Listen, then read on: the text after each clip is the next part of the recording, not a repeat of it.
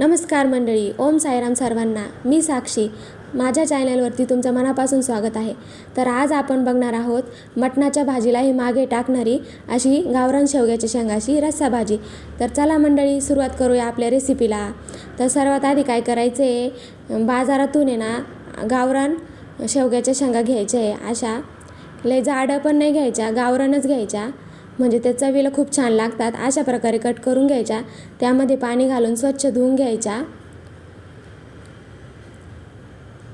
त्यानंतर लगेच गॅसवर कढाई ठेवायची. त्यामध्ये 2 चमचे तेल टाकायचं, 1 चमचा हळद पावडर आणि 2 चमचे कांदा लसूण मसाला घालायचा. त्यानंतर लगेच आपल्या शेंगा टपाटपा त्यामध्ये सोडून द्यायच्या. मसाला जळाला नाही पाहिजे, टपकन सोडून द्यायच्या आणि टपाटपा हलवून घ्यायचं. 2 मिनटे चांगले एकसारखं हलवत राहायचं, म्हणजे पूर्ण मसाला एकजीव होतो. आता चांगलं तेल चुटचुटेपर्यंत परतून दिल्या की त्यामध्ये पाणी घालायचं आणि झाकण ठेवून द्यायचं. आता चला शेंगा शिजूस्तवर आपण मसाला काढून घेऊ. तर अर्धी वाटी किसलेलं खोबरं, 3 ते 4 भाजलेले कांदे, 10 ते 12 मिरच्या, थोडेसे फुटाणे आणि फ्रेश धने घ्यायचे आणि 10 ते 12 लसणाच्या पाकळ्या आणि 1 अद्रकचा तुकडा घ्यायचा आणि थोडे खडे मसाले घ्यायचे. आणि लगेच तवा ठेवायचा गॅसवर. लगेच त्यामध्ये 2 चमचे तेल घालायचं. सर्वात आधी खोबरे चांगले भाजून घ्यायचे. बघा, किसलेलं खोबरं जर घेतलं, किसून जर घेतलं तर टपाटपा भाजून होतं. त्यानंतर थोडेसे फुटाणे घालायचे.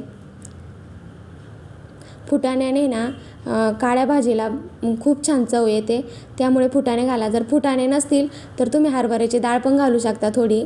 त्यानंतर आपण चुलीवर भाजलेले कांदे घेतलेले, तुमच्याकडे चूल नसेल तर गॅसवर पण भाजू शकता. चांगले परतू घ्यायचे तेलामध्ये, म्हणजे मस्त सुगंध येतो.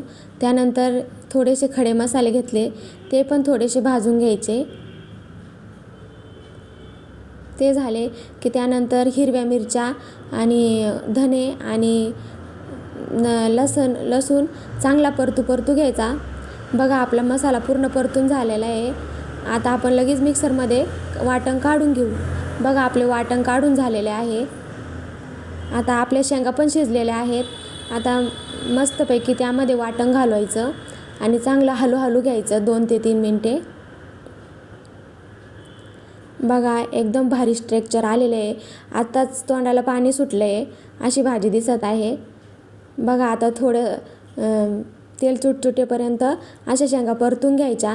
त्यानंतर चवीनुसार मीठ घालायचं आणि तुम्हाला जेवढा रस्सा पाहिजे तेवढं पाणी टाकून घ्यायचं भाजीमध्ये आणि हलवून घ्यायची.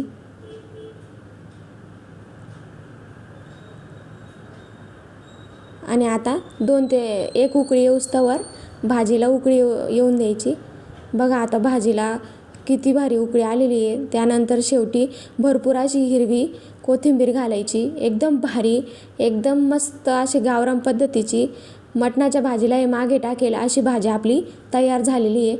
आता इकडे तिकडे बघत नाही बसायचं, टपकन लगेच बाजरीच्या भाकरी, गरम गरम बाजरीच्या भाकरीसोबत भाजी लगेच घ्यायची. बघा, अशा प्रकारे ताट करायचं. मस्त गोल गोल कापलेला कांदा, आपली शेवग्याच्या शेंगाची रस्सा भाजी, त्याबरोबर मऊसूद भात आणि गरमागरम बाजरीची भाकरी आणि तुकडाच पाडायचा. तर तुम्हाला व्हिडिओ आवडला असेल, रेसिपी आवडली असेल तर व्हिडिओला लाईक करा.